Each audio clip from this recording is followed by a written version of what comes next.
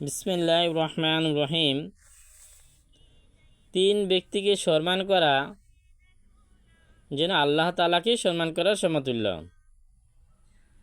হ্যাঁ, তিন ব্যক্তিকে সম্মান করা কি আল্লাহ তাআলা সম্মান করা। এক বৃদ্ধ মুসলমান, এক কি বৃদ্ধ মুসলমানকে সম্মান করতে হবে।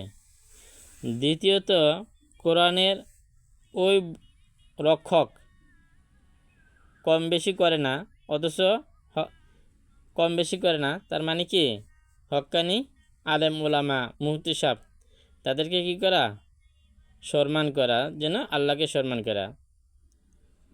তৃতীয় হচ্ছে কি ন্যায়পরায়ণ বাদশাহ।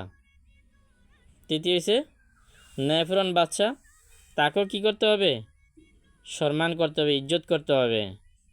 তো এই জন্য আল্লাহ তাআলা আমাদেরকে বৃদ্ধ মুসলমানকে সম্মান করার তৌফিক দান করুক, আলেম ওলামাদেরকে এরকমভাবে সম্মান করার তৌফিক দান করুক, ন্যায়পরায়ণ বাদশাকেও আল্লাহ তাআলা সম্মান করার তৌফিক দান করুক।